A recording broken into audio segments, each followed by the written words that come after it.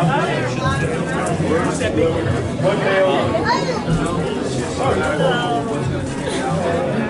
how are you?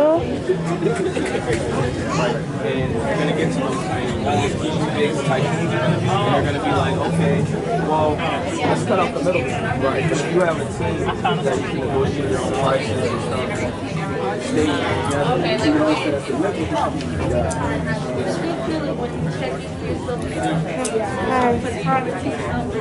Okay, I feel like let me see how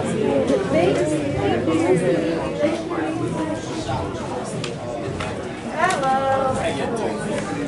Serving a lot of So much to the table.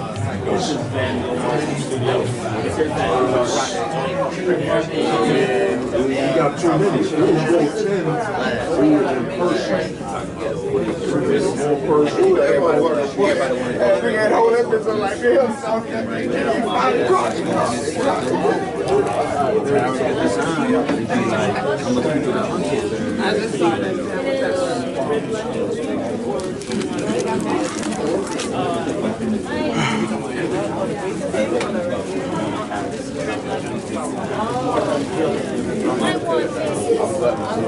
Yeah, bro.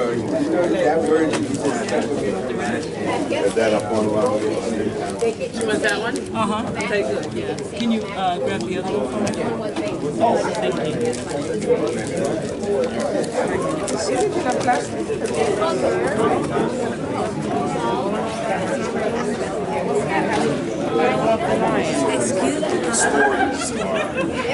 wild. Need some magic dust. One is called Blood Glow.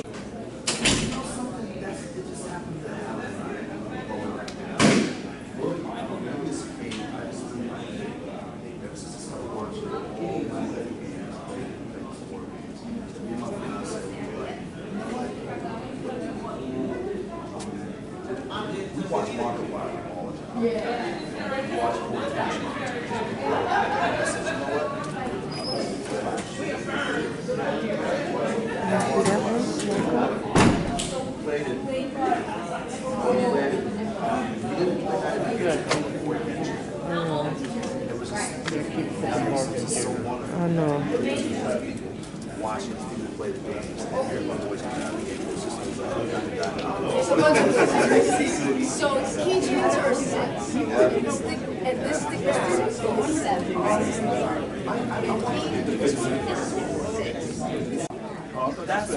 No, I said 25. I was like, wait a minute. Oh, yeah, no, I'm sorry. I was trying my best to say that these two specifically. Or some of the other black label, Comic-Con. There's a number of them that I've gone to throughout the country, but I didn't see anything like that here in New Jersey. So I talked to the elders at ECPOC, and I asked for the blessing, and they was like, look, go for it. And 9 years later, we're still pushing. You like Storm? Yeah. That's a good one, yeah. Hey man, my name is Nasir Gifted. You can find me on all social media. Director Gifted on Instagram, Nasir Gifted on Facebook, and PB Soldier, PBS Media for the other platforms. Thank you. What is 54? You gotta get 54? Then you get.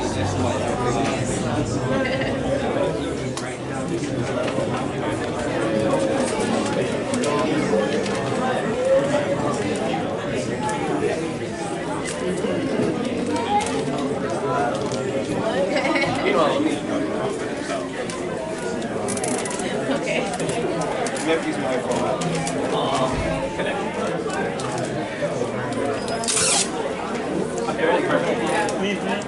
Alright, I'm also going to do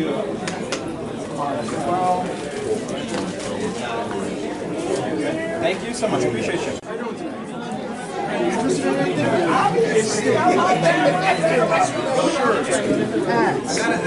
All types of things. This one is $12. It's a 14 by 14. This one is $10. You know, we have hats for 15, we have shirts for 20, we have stickers for 10. Hey. This is just something I made. I just felt like, you know, I was drawing some pretty. So this was something that I just came up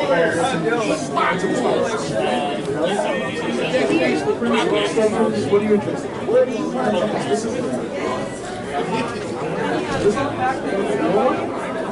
Yeah, that's the third issue. This is issue 1. Yeah, this is Oh, okay. I'm the same way. So this is issue 1, and then we have the issue 1 of Dark Spider's solo debut. This takes place 10 years before this, so it's kind of like, if you think about like X-Men, they have the X-Men, and then Wolverine has his own debut, so like that. You want to just read? You can read them. Go ahead and shit back. And this is our contact information, and the QR code has some goodies. Some freebies, yeah.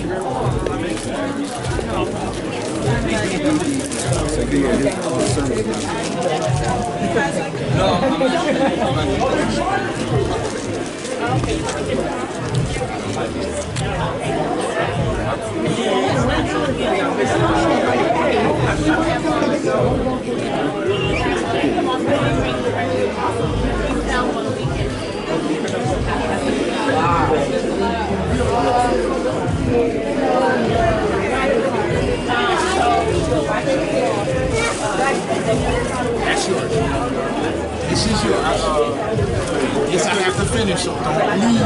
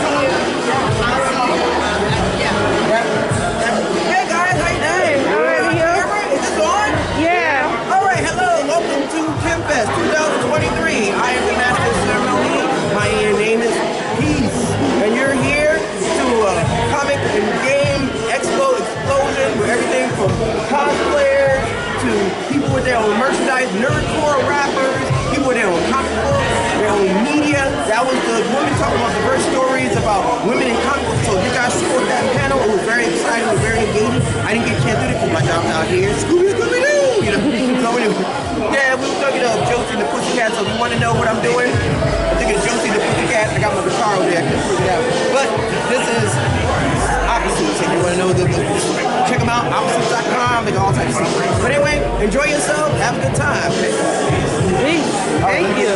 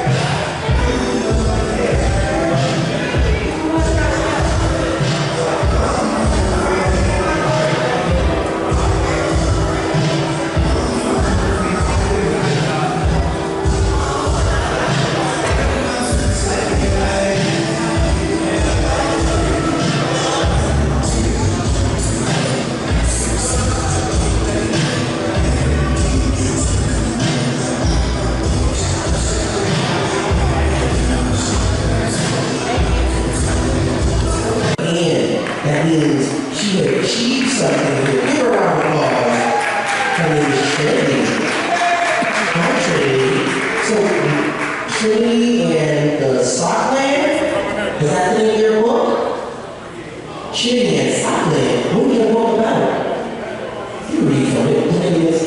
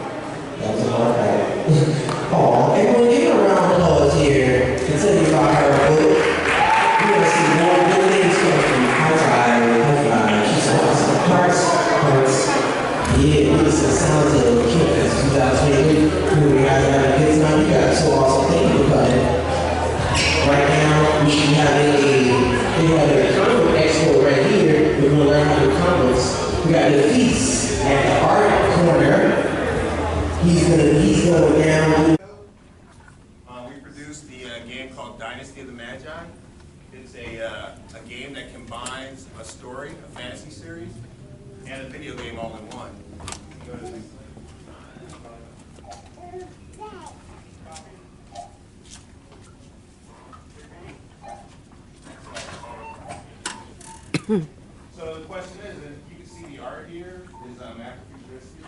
It's based on an ancient Kemetic, you can say ancient Egyptian theories, and a game that I created kind of as a kid, playing it growing up.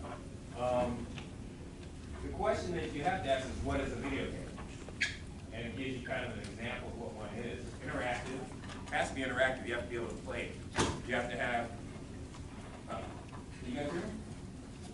You guys hear me?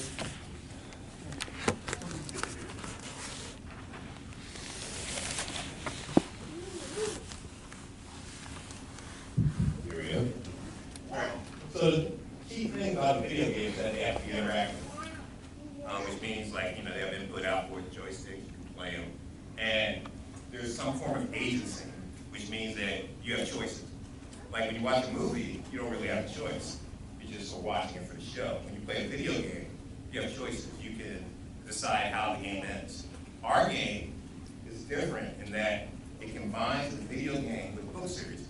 So imagine Harry Potter or Lord of the Rings.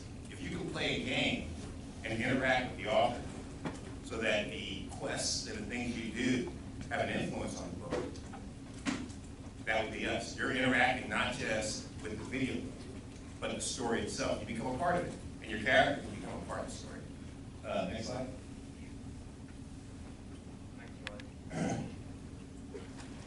Okay, so then we just talked about it. What makes a video game different? You know, you'll watch Top Gun, but you'll play and be the pilot in a simulator, which is pretty much the difference, the interactions. You go to the next slide.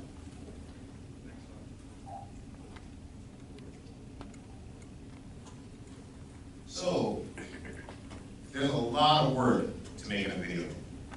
Tons of work, because it's like you're making a movie.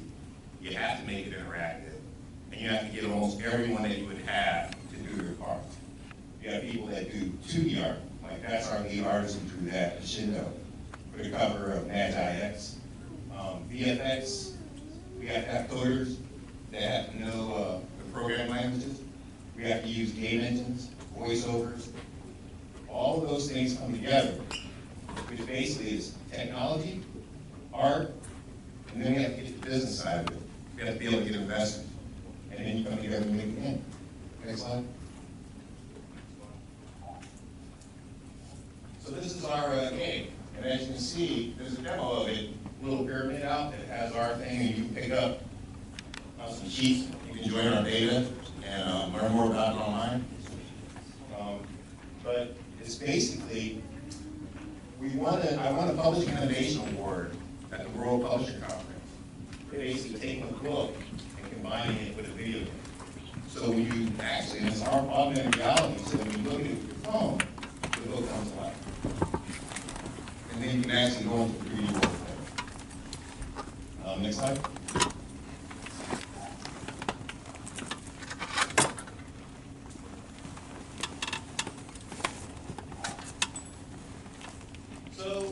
as I said before, we won a couple of awards. We were able to take it to Silicon Valley in California and get some financing. And we spent the next couple of years in the lab developing the game. And right now, we're at the verge. This got sponsorship from Microsoft and some funding from Xbox that we'll be able to release it, simultaneously release the book and the game, and possibly release it on the Xbox next year, as well as on the mobile phone and Steam. Next slide.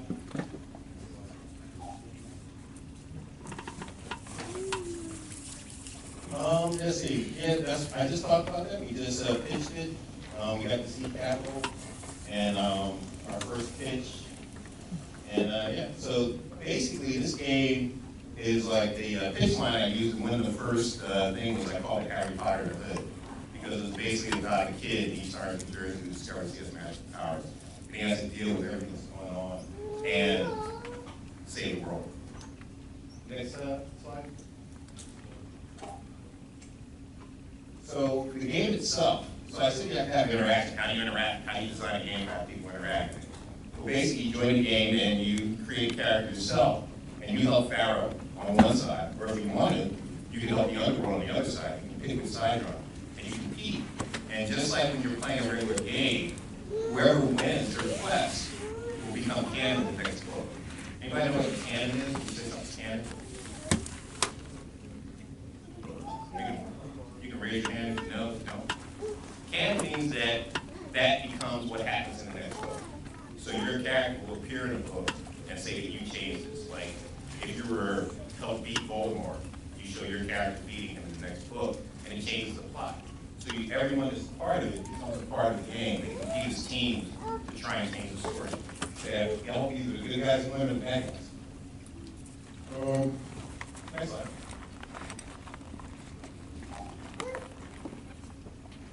And I just thought the game has to have a plot.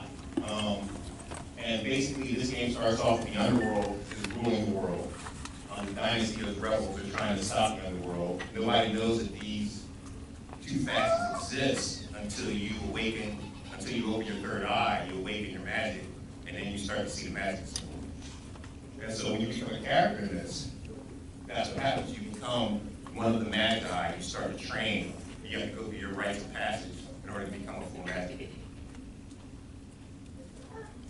And next slide. The game is set in East Orange, New Jersey. And it's part of we find out that East Orange is part of a mystical continuum, where every human soul has magic, and most people's eyes are closed to it, and they don't even realize they have it.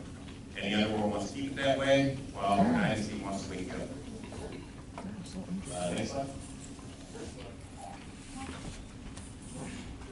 And as you can see, here's some of the player experience right here. Here's a video of the game where the character is in the underworld or in East Orange, New Jersey, fighting the people that are cursed, kind of the freedom from the curse. So has anybody ever played a Grand Theft Auto or any of those games? Like in Grand Theft Auto, you go around and beat people up and steal cars. In this one, you're doing the opposite. You're actually freeing people from the curse. When you see that broken car, if you win, you restore the neighborhood if you're playing on the dynasty side. So we have a different mechanic where the good people are trying to restore it and uncurse the people, and the bad people are trying to curse everybody and kind of do the Grand Theft Auto thing. So depending on which side you're on, depends on if you win the zone and you beat everybody, you'll see the world change and become magical. And put it this, it becomes beautiful. If you're in the bad guy side, everybody becomes cursed, and it becomes practically destroyed. So the two sides are fighting, and if whoever wins this tournament at the end, that's the way it will be at the end. Now, look at me, I'm the guy with the thing,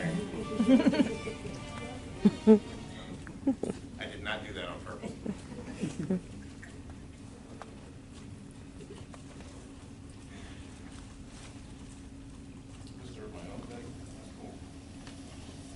So basically, whoever wins it, that zone becomes like that permanently in the next book. It's written into the next book.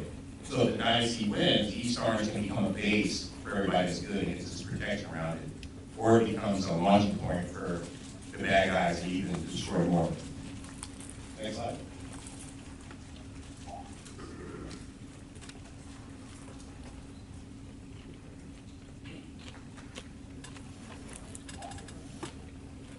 So we just talked about it. Whenever you have a game, you have to have player experience. So what did I say about the book? You play the book, and you learn more stuff, and your characters actually become more powerful. And there's many games that you can play within the book also. And the book is built into the game. So you read the story, you go and you play the game, you get stuff from the game, you get stuff from the book, your character becomes more powerful. Reading actually is fundamental. It makes your character learn more spells and become more powerful. And you also learn all the secrets of the bad guys so you can be even better. Or if you're a good guy, or if you're a bad guy, you learn the secrets of the good guys. And it's divided into those three parts. Next slide. I already interrupted myself.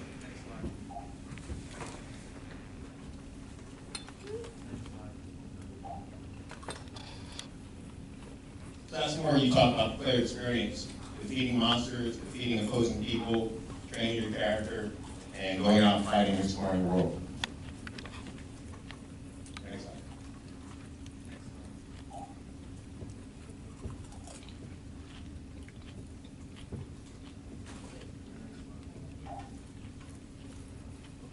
Okay, so whenever you do a video game, you have to kind of convince people why they should fund your game. What makes your game different, what makes it unique. That's part of what we call a pitching game. And in the pitching game, you have to be able to talk about the market, talk about what's going on, why people are riding, why people will play it. And one of the reasons why MMOs, massive multiplayer online games, are only available on computers. You can go on an iPhone. Smartphones have become powerful enough for large-scale MMOs, which is what we're doing. Augmented reality, where you can actually look through your camera and get 3D content from the book, is now a leading-edge technology that we're a part of. And we have a head start in the market. We have a head start in augmented reality. And we have a different theme. We have Afrofuturism as our theme, which you don't see in video games. So these were all selling points for us. Our art, our character, where it's based, and the world that we create. Next slide. Monetization. So if you're going to get a video game, you have to make money. So you have to basically, but it has to be balanced so that you're not overcharging people and they feel that they're getting value for their money. So in this thing, we have monetization, where you can buy in-game currency, power goods, charge like 10 cents more, 5 cents more, means goods. And there's all kinds of other things you can buy that don't affect gameplay, that make your character look cooler, that allows you to enhance your characters in ways that don't affect gameplay. And that's really a big thing, because our game is free to download and free to play. And you can play the game without spending a large amount of money, but you can do other things like watch ads, bring other people into the game, and all those things help us. So you have to kind of strike the balance, but you have to be able to tell the investors how you're going to get your money back. Imagine you're on Shark Tank. Where am I getting my money? That's kind of what happens. Next slide. So this is what you have to be able to do your research and explain your market, your go-to-market. And those are the numbers. The MMO market alone is $43 billion. We have a comic in our game. Comic market is $9.2 billion.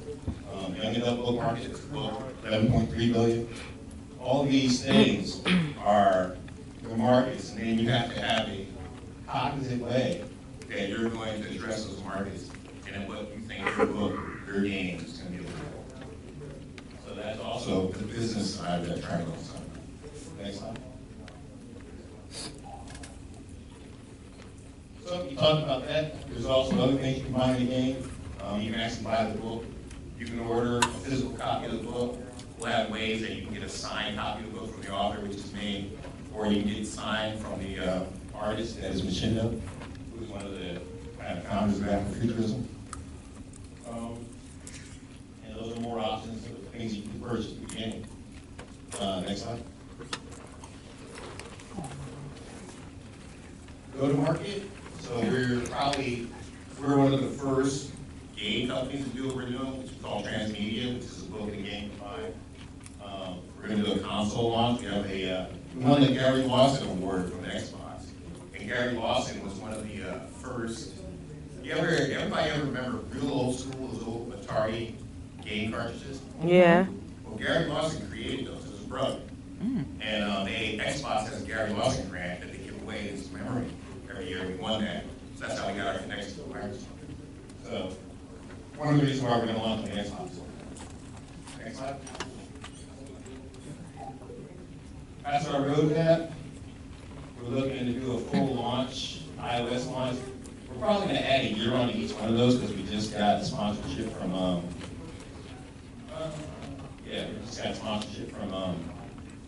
Microsoft. And I think that's basically, you have to have a plan on how you're going to launch it and what you're going to do. And we're already past the minimum value product. We're at that point. Okay, next slide. Yeah, we'll talk about your competition, other games that are out there, and how you differentiate.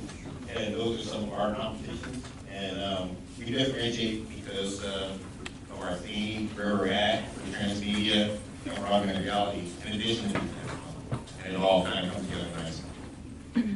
Next slide.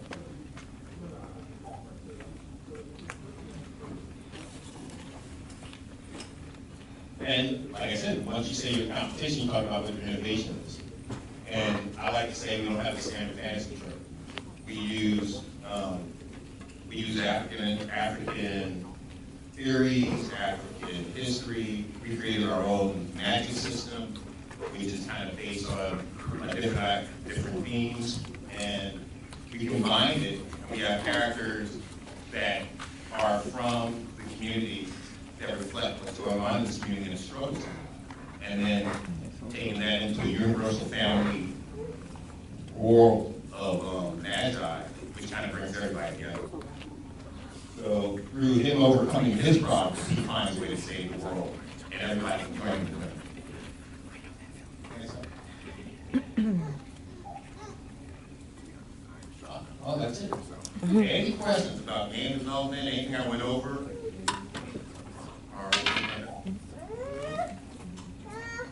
Yes. You want to use the mic or? Can you hear me? Yeah. So when you speak about the team involved, right? The programmers, the artists, let's say you have everybody on board, everybody is in agreement, they say yes. What's the normal ETA for a full gaming project? So, all right, so I'll tell you what happened with us. And every group is probably, every company is going to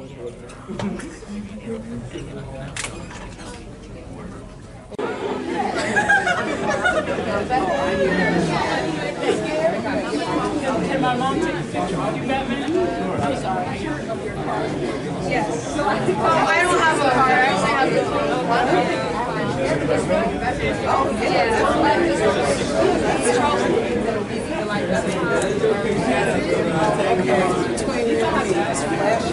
I'm sorry, we don't have insurance. She wants to buy this item.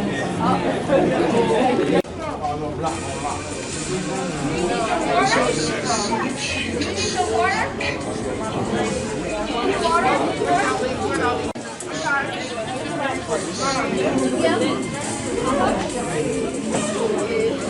Have to get that picture.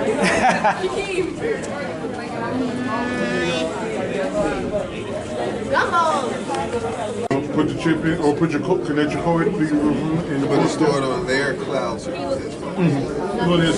So do they have any ownership rights once you put it on there? Is they not charging you for it? Nope. So what's the catch?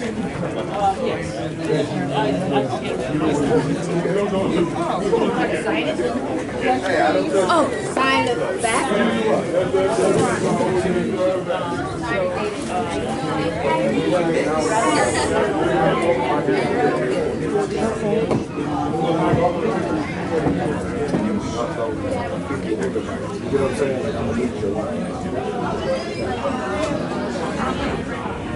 I wasn't making sure. some old school comics.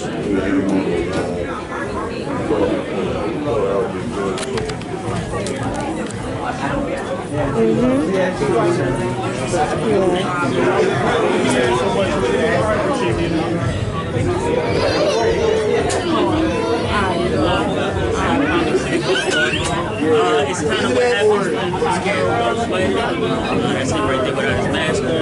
Because I don't got service. He's been a good So I just open the time. And then when I get home, Nobody has service. no, I did.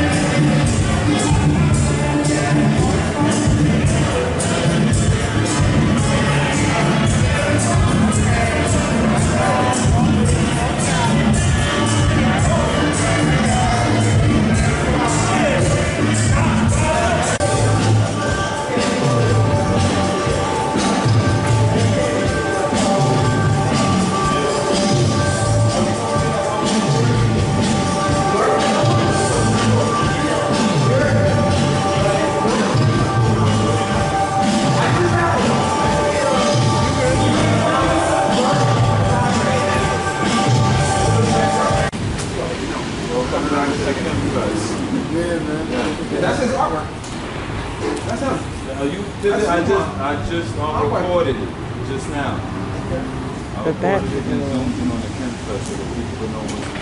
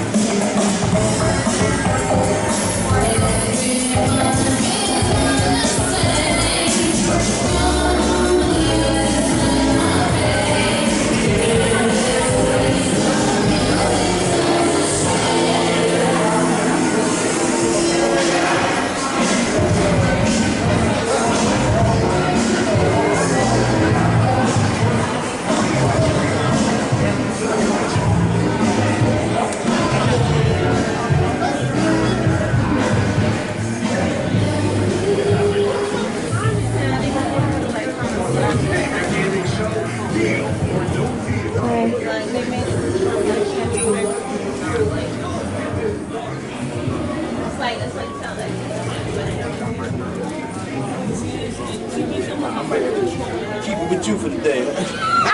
I can't breathe outside. I'm about to keep it with you for the day. I'll be back to get it. I'm gonna get one of my brothers. If you okay, Ken. All right, thank you. All right.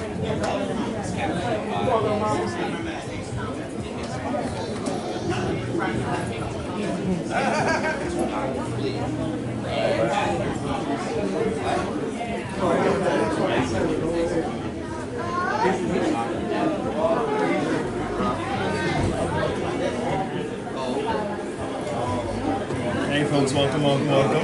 Keep stopping by, check it out. We have prints over here, stickers, and original manga as well. All right.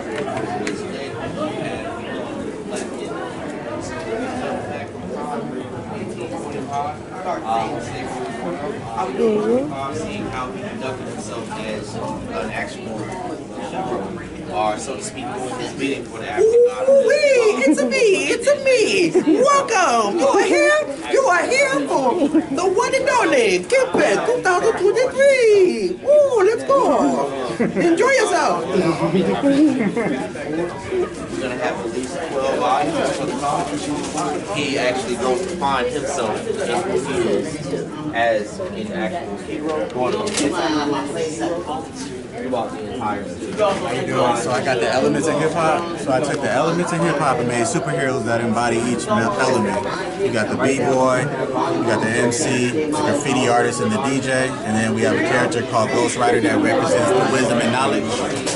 And so in the city of Hippopolis, they are the defenders of Hippopolis. You can find us, I see y'all filming, so you can find us at the elementsofhiphop.co. That's the website, the elementsofhiphop.co. Appreciate you. You're welcome, thank you. You take one of these armbands too. Going on if you want to know about it. Okay. Alright, I'm gonna write this. This is all for a comic book named Focarmia. And I am the director plus illustrator for it. And it's more of a coming of age story of like a fantasy land, references from here going into there. There in this world there's different sections of it, we call it districts.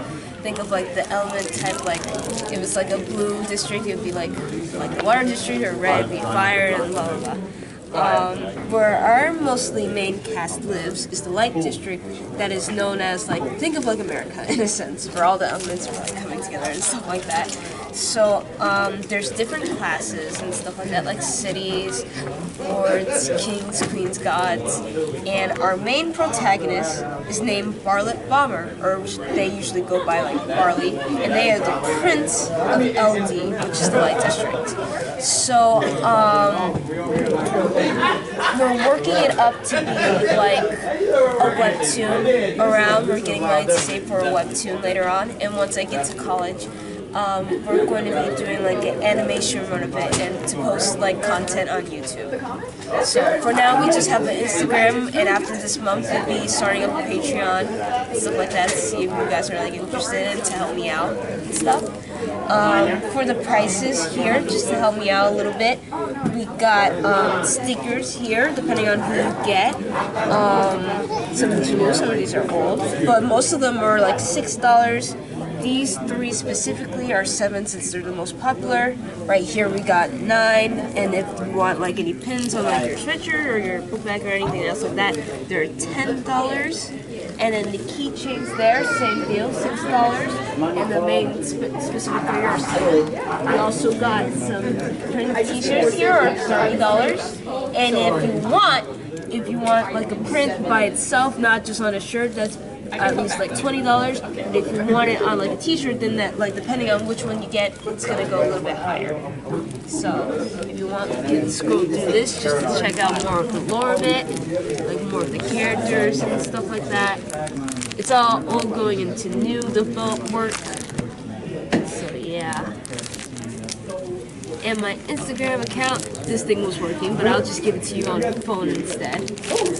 Got more dark stuff, and the more we're working on like different parts and stuff like that, so the more the character grows up, the more maturity this get, more like horrifying it gets. Yep. This is the print cover page and the badge, as you can see from the other stickers. Let's see. These are our main characters, our main top 5. And then Barley, her cool expressions. I like how clean it came out, printed. And some more Barley content, and some James content. And these are also cool prints. Those will go for a little bit higher t-shirts. Yeah, all of these are examples, but we can definitely order them too. I'm gonna take some time to read that. Can't go back. And here are the title cards. Is he interested in anything that you like to help us out?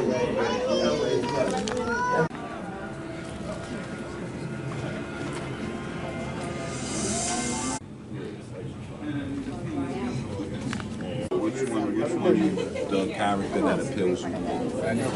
I really like this one because it reminds me of Mafia. It would be a cool idea because I know everybody's asking me for commissions right now. If we get like a his commission, I think his name was AJ or something like that, and then yours together, it would be like, hey, check out this area. He's on stuff for next year.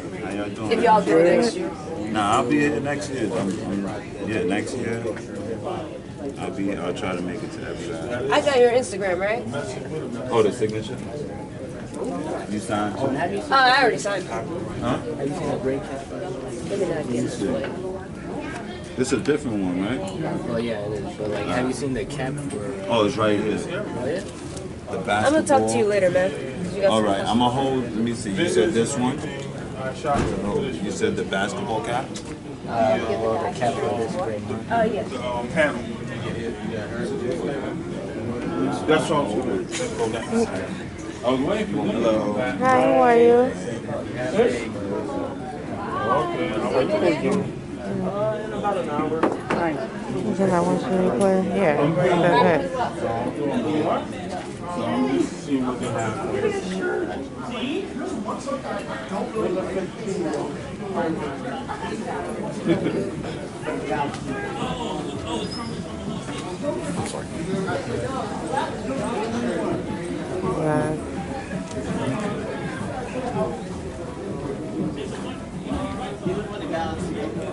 Blackbird.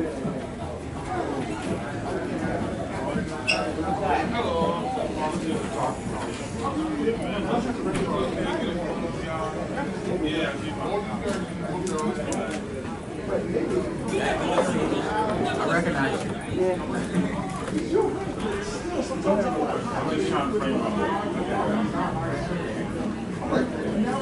Oh, sorry.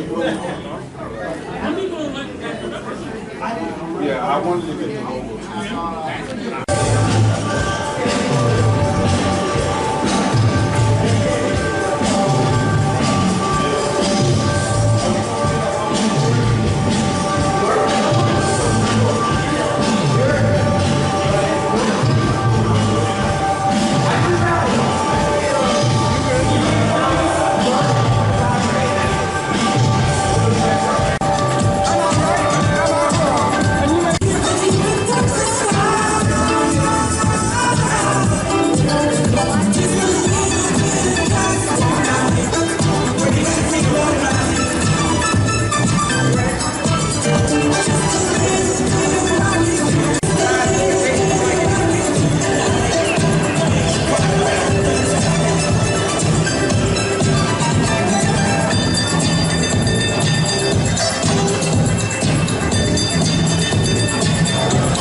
Everybody show up.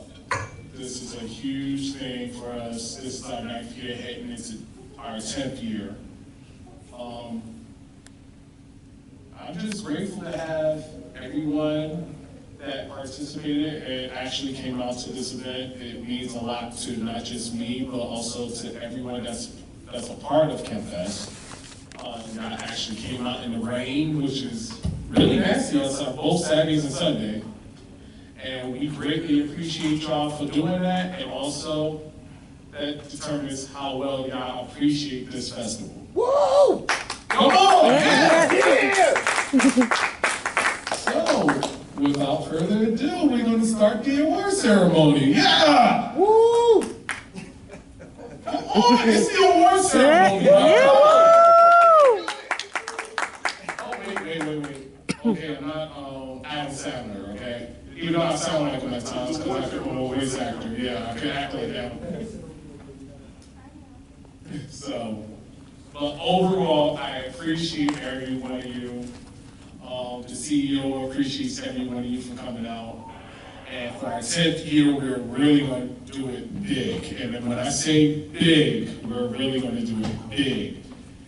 So bigger than our other years. Yes.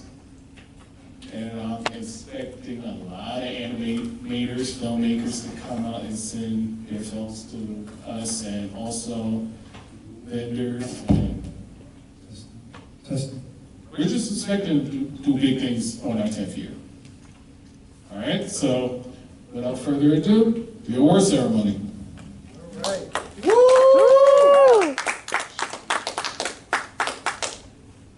So thank you. I could actually use my educator's voice. You don't even need me with the mic. So I want to just take the opportunity to thank all of you for being here. We worked really hard to try to get this film festival off, and being that this is our 9th year, we definitely appreciate the time, energy, and support that you guys have brought. The energy that you poured into your projects, we definitely appreciate you with that. And one of the biggest challenges that we had, and being that we are a smaller festival, but we're growing into a much bigger festival, is for filmmakers, and then, you know, understanding the journey, it's hard enough to make a film, right? And then you enter it in all of these various film festivals, and then you would like to go and support your films and everything. So a number of the individuals who are a part of our film festival come from across the globe, right? So we had 125 submissions. We only showcased 30 of those films because we thought those really spoke to the mission of what we are trying to do here at the Khem Animation Film Festival. So, without further ado, I want to welcome you. My name is Nasir Gifted. I'm the founder of Khem Fest, as well as the Khem Animation Film Festival. So, we are at the 9th annual Khem Fest, but we're at the 6th annual Khem Animation Film Festival, which is for short KAFF.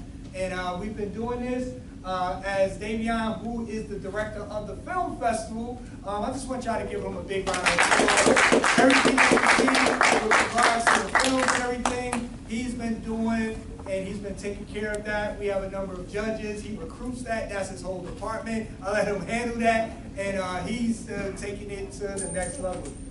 So with that, I wanted to kind of just show you some of the films that you might have missed if you weren't here yesterday, because we showed a number of the films. Go back. Oh, here you go. Yeah, hit the center. There you go. Turn it. Hold on one second. Pause it. Where you pause? Here you go. Now.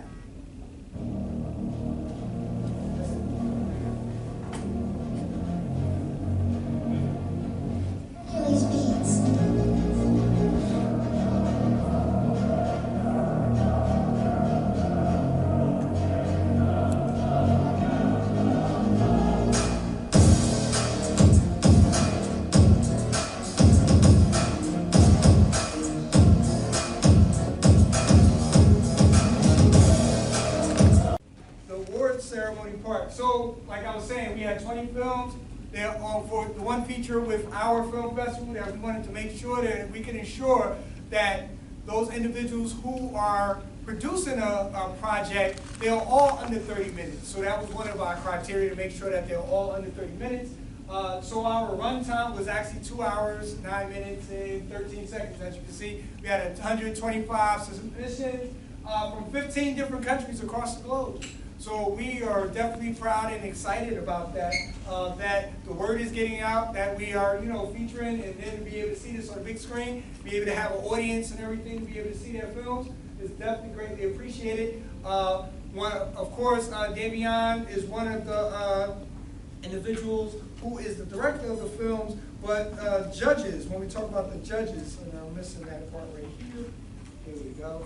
And the judges are Davion, Milton Valentine, who's actually out in the front, as well as Abdul Rahim. So they're the three judges that kind of looked at all the films I like the part that where I get to sit and be a fan and not actually have to judge the films, so it won't be biased or anything. So I actually watched them for the first time during the festival as well as when we kind of do a lot of the promotional things. So it's unbiased. It's nothing I have to do with any of this stuff. So I just greatly appreciate that aspect of it. So the individuals who are receiving awards today will be getting our Patata Award. One of the awards that this is actually our custom award. If you look at that award, you actually see the history within that, and it looks very similar to something that you probably already seen, but this is actually where they got that actual statue from. So the Oscars is actually based off of the Patata Award, which is actually a Kemetic symbol, which represents the Egyptian god, which is the god of the creator. And being that the filmmakers are creators, this is one of the symbols that we wanted to use to represent our film festival. So that is why we actually have the Patata Award. And then if you didn't know, Khem Fest is short for Kemet, which is ancient Egypt, which actually represents black land. So that is what they used to call it before it became the name Egypt. And I want to show you guys one quick film from last year, and then we'll go right into it. Go ahead. We're going to be accepted on their behalf and everything, so I just wanted everyone to know, I want to make sure that, we are giving just due to the individuals who took the time and effort to be able to create these projects. But I also don't want to slow down the process in regards to it, besides the categories that we have, the Cat and Hell, and of course we're going to slow it down for that aspect. All right, so the first category we actually have is sound and music, and the nominees are Demigods, The Beatles and versus the Sandstorm, and Once I Passed. Oh yes, Beatles versus the Rolling Stones. Well, it's the Stones. Thank you, Layla. It's my daughter. And the winner is the Beatles versus the Stones.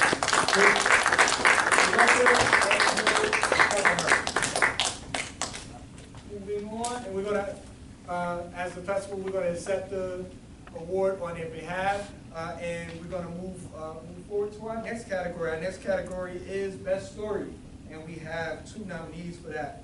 That is, once again, go past that, please.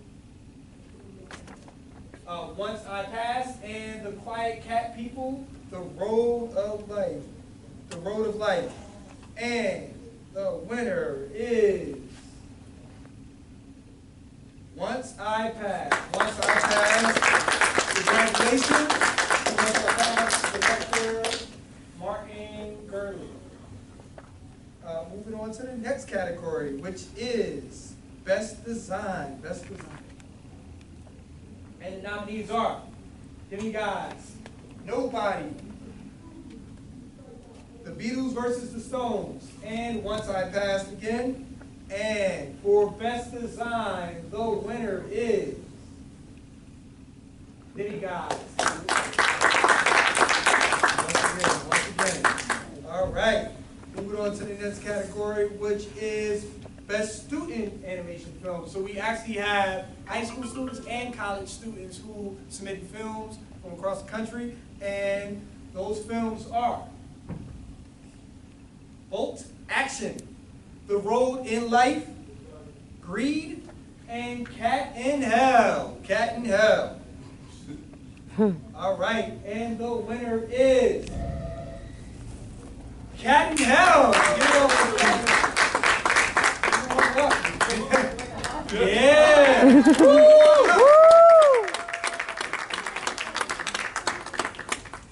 We do apologize. We will have your award, but definitely if you want to say something to the people, please. Well, thank you so much for being here. Thank you for giving this award. I really enjoyed the Khem Festival. I've never been before, but it was so nice to be surrounded by all these wonderful people and artists. And I'd like to thank go, oh my god. I was like practicing in my head and like mess up. I'm so embarrassed. No, and don't I be, am. don't be. Okay, thank you so much. You helped me out so much. Oh, thank you. Give a little bit of applause. Congratulations once again. So we wanted to make sure that we just, like I said, we give just due for the winners, of course, but we want to make sure that we go through the, go through the process and everything. So our next category is, after student film, I lost my place. Go past that. A word from our sponsor. We'll skip through that. All right. Best film 2D. So we have 2D shorts and 3D shorts. Once again, we have Cat in Hell. Yeah. Woo. We have A Dream. There is exactly enough time. And Style Light. Drum roll, please. And the winner is A Dream.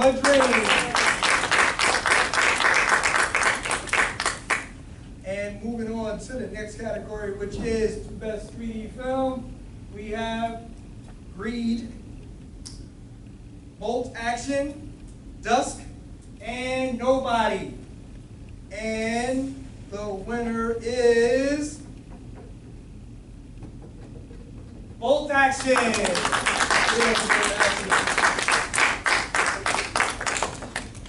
And moving forward, we actually have the next category was a category that we just added where we kind of felt like we have a People's Choice Award, and it's actually called the Future is Black Award. So the nominee for that is Black History Man. So I'm wondering if you guys know who might be the winner here for this category. All right. Oh, sorry, it's up there. Black History Man, give it up for Black History Man. So I got my notes and I ain't looking at the screen. So I gotta do that whole thing. Moving forward to our last but not least category, we actually have the best animated short. We have Black History Man. I'm not even going to try to pronounce that first one. Tatso Takalaka. I'm just saying it again. Yes. Black History Man, Another Shahada Night, and Naza the Little Hero. All right, this is, like I said, the last category, and the winner is Naza the Little Hero. Again, the KFF, Khem Animation Film Festival, will accept the award on their behalf. So we want to thank our sponsors, PBS Media, PBS Steam, Think Media, Cityplex 12, Just Fish, Downtown Realty Group, Digi2U, Pro Construction, and So Ambitious. So we want to thank all of them for making this all possible. I want to thank you all for being a part of the award ceremony. We're actually going to roll right into our next panel because the panelist is here, and that's Manny 917, right? Can I ask you a question now? 714. Yes. Is there any way to see some of these if I missed them yesterday online or something? Yes, we're looking to do that. We're going to actually put that out for everyone to see online. Okay. We don't have a date for that yet, but you will be able to see it on the KhemFest.com page. Thank you. Yep.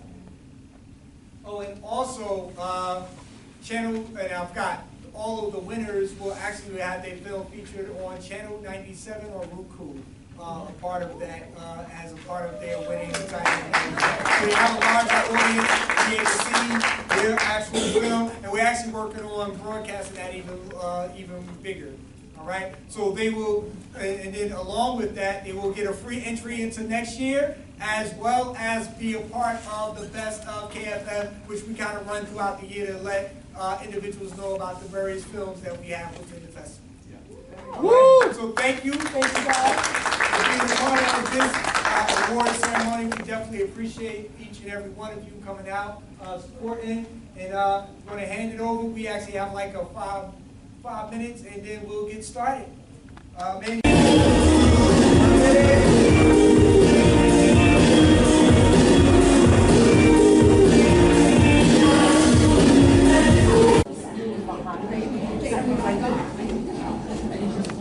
sister, we guarded my best friend, really stepped up, we got an apartment together, and we like basically raised my sister together, you know.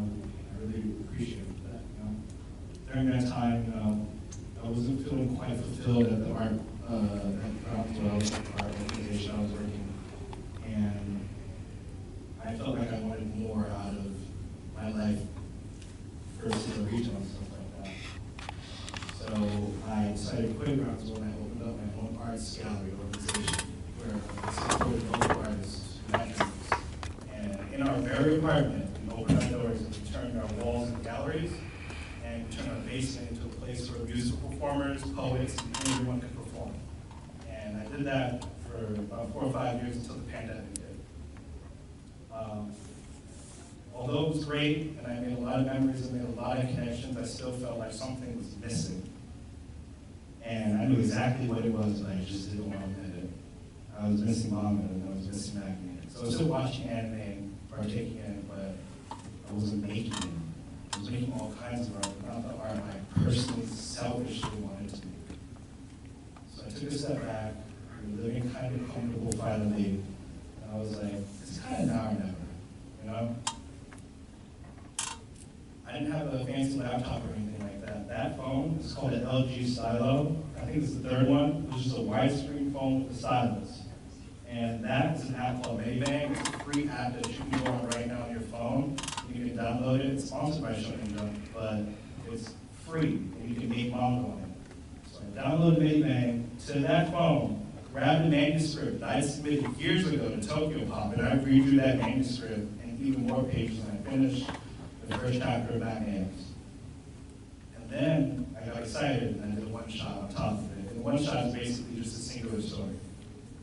And I was excited to share it with the world, so I talked to Gerard, and we were like, you know what? Why don't we do like a gallery-style show for our comics? We're just introducing people to it. And we were like, yeah, let's do it. And that's Maybank, the cloud and everything. All Saints, which I now have a laptop, so now I can work seamlessly. Shameless plugging, wish they paid me for it anyway. So we put our comics together, Magniacs, and I was afraid of saying his comic. My character is Sato with the long red hair. And we debuted it November 18th of 2018. Unfortunately, that's the debut of the very first New York City anime festival, decades after the first one. So I picked the wrong time to do it. But that didn't stop us. So what we did is, we went outside the Javits Center, and we actually had a table to tell people about the comic. We printed some magazines and we were going to give them away for free. And people just walked by us indifferent. They were like, I don't want that, I don't care. And I got upset. I was like, darn. I'm finally back in my own chaos. And then I got upset. So I stopped someone and was like, excuse me, do you like Bleach? Do you like this? Do you like that? And they were like, yeah. I was like, you like a little bit of romance? He was like, I like a little bit of romance. And I was like, I think you like Magniacs. Put it in his hand, and he was like, this looks cool. We spent the rest of the hours from like 11 a.m. all the way until 6, telling everyone we could about our event on that Saturday. That Saturday comes.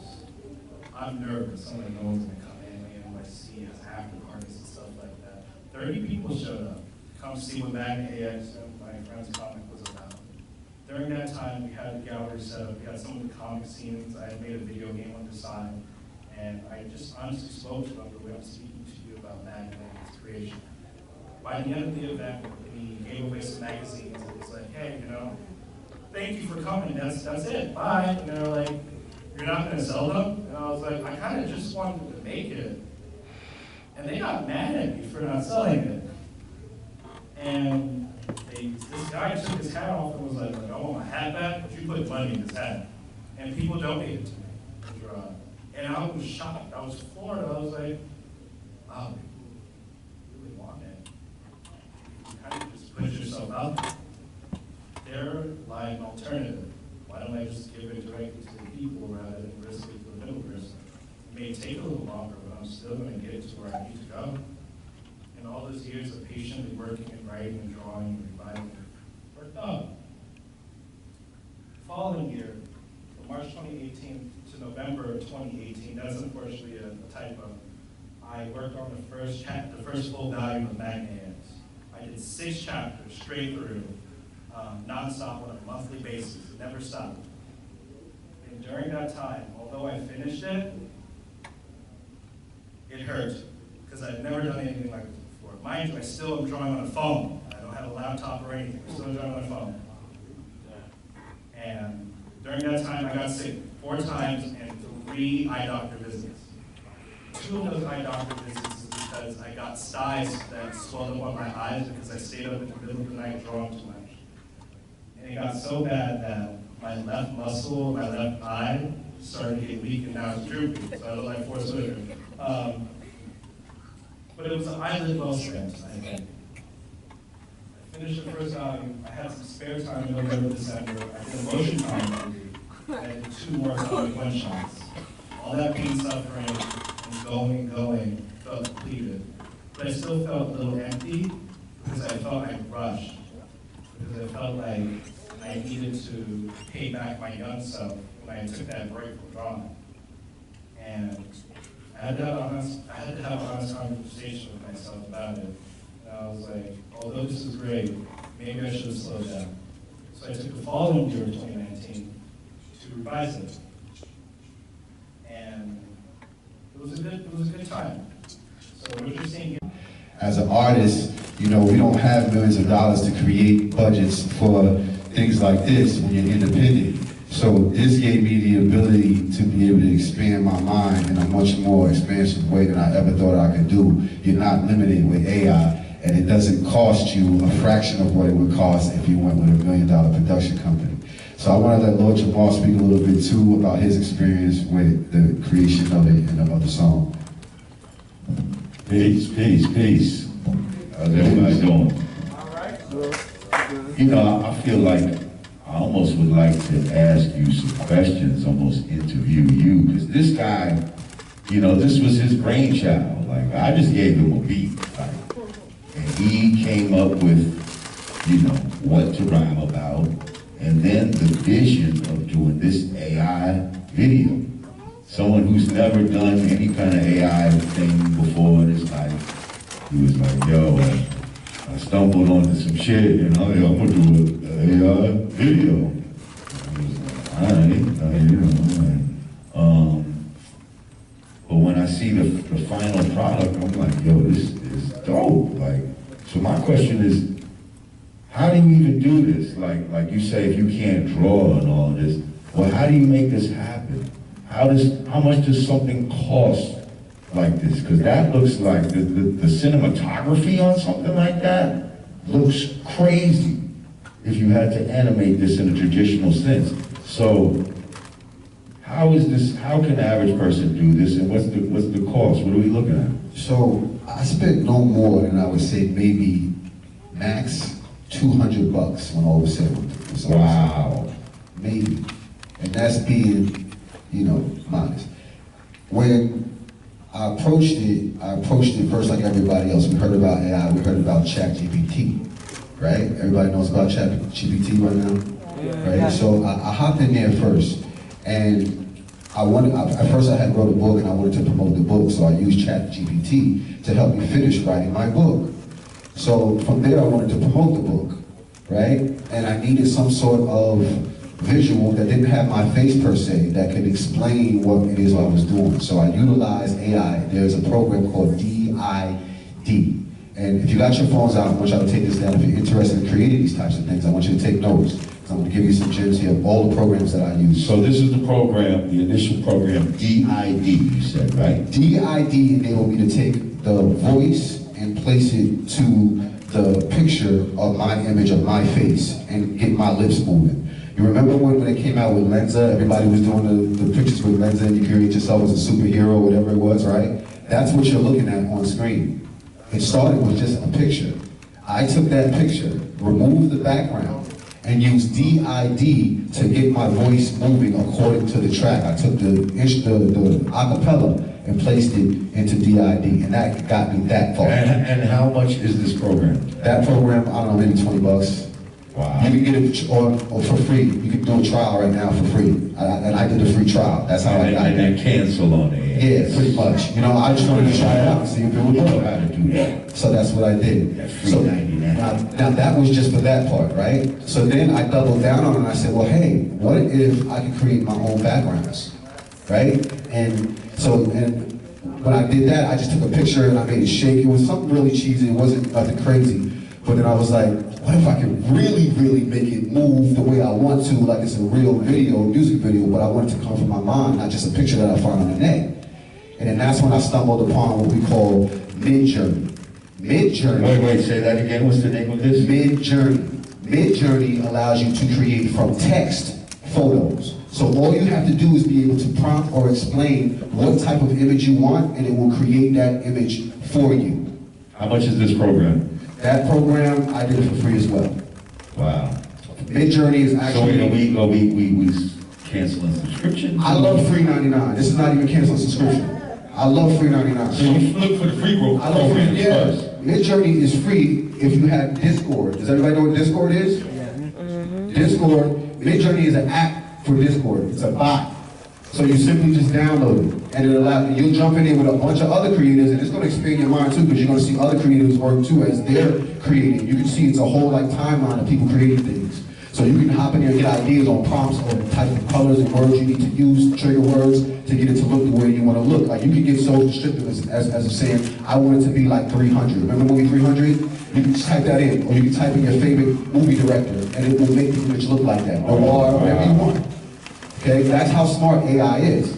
So do you have to, because I'm looking, from a director's point of view, I'm looking at, sweeping cameras. Yes. Do you have to tell it specifically to do this camera work, or does it kind of freestyle on its own and give you little... If you don't tell it what to do, it will do something creative. If you tell it what to do, I want a wide angle shot, it's going to give you wide angle. If you say I want extreme drone, it's going to give you extreme drone, close up. But as far as the movement of the camera, is it doing that on its own? It will do that if you don't tell it to do that anyway. It will automatically begin to animate whatever photo that you have.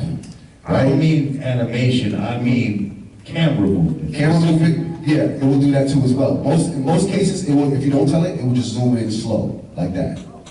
Right? Because it's making those calculations whether you thinking about it or not. They thought ahead.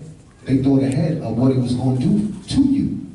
So when these things roll out, any new technology that rolls out, you ain't got to subscribe to it, but just take a look at it. See what's going on. Because eventually, you see this video here, this was about us, right? Black empowerment, all that good stuff. Eventually, you're already seeing artists and their voices are being used without them even given the permission to. They're going to start creating things, and they're going to create a whole onslaught, just like they did to hip-hop, and they're going to just try and destroy it.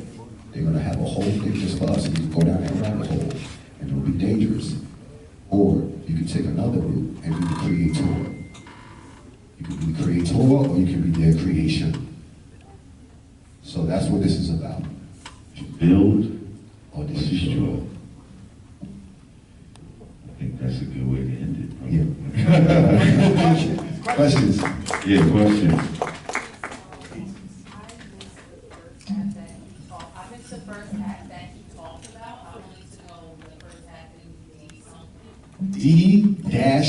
D-ID.com. So put D and put a dash, ID. That's good for any product that you're trying to sell. You can utilize that. It will create a voiceover for you, and you can even choose a character that you want to use to give your presentation. You can change their voice, how you want them to talk, or you can record it for yourself and upload the audio, and it will create that for you. Is that the, real quick, I'm sorry, is that the, what you use to get my image in the video? Yes, that's how I got his image in the video as well. We took one of his photos from Lenza or Bizarre, dumped it in there, and used the ID to get him to talk. He says, build, you saw it pop in for a second to build or destroy. That was that part, and we used the ID for that. So what's your take then on the writer's strike right now? When it comes Come again? What's your take on the writer's strike with AI right now? I don't, you mean as far as writing, using AI to write? Well, I'm sure they're talking about writing, but they're Oh, talking about that too.